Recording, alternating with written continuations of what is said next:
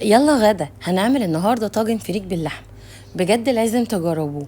اكله وطاجن لذيذ وبجد خفيف جدا جدا، وهيخلص معاكي ومش هياخد منك وقت. انا اسمي رنا، ولو عجبك الفيديو لايك وشير وما تنسيش تشتركي في القناه. لذيذ ومفلفل معاكي قوي ومكوناته بسيطه ومش هتاخد منك وقت خالص.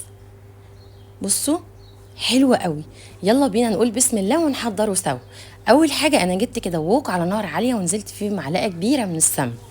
جبت هنا استخدمت عندي فريك الضحى، احسن نوع بالنسبه لي لانه بيبقى مضمون ومغسول، يعني ايه، ما فيهوش اي شوائب كتير. انا جبته وغسلته ونقعته 10 دقايق عشان تاخدي بقى طاجن حلو ومفلفل. خلي عندك طولة بال كده وقلبي فيه 10 دقايق.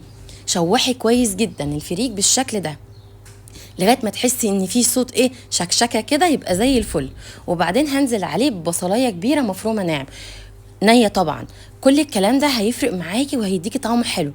بعد ما شوحنا البصلة وشوحنا كويس الفريك، هنزل عليه فصين توم مفرومين ناعم. وكان عندي اختياري مشروم، غسلته برضو وقطعته وحطيته كده. كل ده تشويح تشويح هيبقى معاكي طاجن رهيب. وهنزل عليه بمعلقة كبيرة من الزيت تديله لمعة حلوة كده زي الفل. ظبطي بقى ملحك والفلفل الاسود. انا قللت في البهارات جدا لاني انا كنت مكتفيه بصراحه بحاجات كتيره اللي هي الطعم كده اللي طلع لي. هنا عندي نص كيلو من اللحمه المكعبات، سلقتها خالص، كانت مسلوقه تسويه كامله يعني. ونزلت وشوحته كله مع بعضه. الطاجن ده دخلته الفرن، قعد يعني 10 دقايق كده ياخد من سخونيه الفرن وبيفرق معاكي في الطعم. هنزل فيه الفريك بالشكل ده، وهنزل عليه بعد كده بكوبايتين كبار من المرقه بتاعت الشوربه المغليه طبعا.